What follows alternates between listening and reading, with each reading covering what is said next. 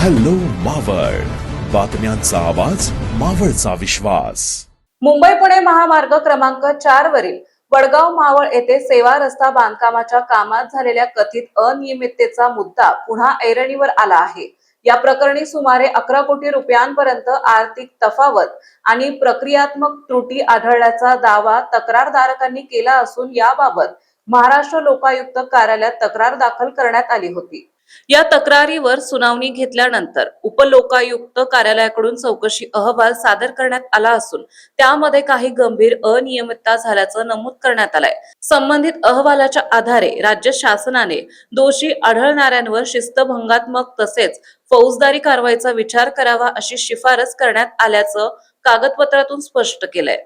तक्रारदारकांनी सादर केलेल्या माहितीनुसार महाराष्ट्र राज्य रस्ते विकास महामंडळामार्फत करण्यात आलेल्या या कामात देयक मंजुरी कामाच्या मोजमापात तफावत तसेच काही निविदा अटींचे उल्लंघन झाल्याचं आरोप करण्यात आले आहेत. चौकशी अहवालातही काही कामांमध्ये देयक मंजूर करताना नियमांचे पालन न झाल्याचा उल्लेख करण्यात आल्याचं समोर आलं आहे. दरम्यान या प्रकरणात संबंधित अधिकाऱ्यांविरोधात विभागीय चौकशीची प्रक्रिया सुरू झाल्याचं सांगितलं जात असले तरी प्रत्यक्षात अद्याप कोणताही फौजदारी गुन्हा दाखल झालेला नाही. त्यामुळे या प्रकरणावरून अनेक प्रश्न उपस्थित होत आहेत.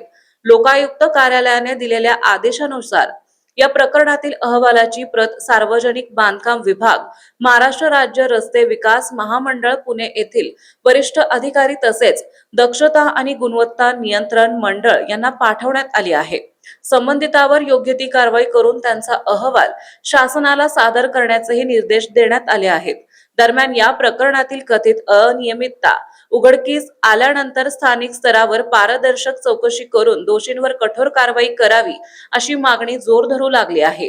11 कोटी रुपयांच्या या कथित घोटाळ्याबाबत पुढे काय कारवाई होते याकडे मावळसह राज्याचं लक्ष लागलं आहे.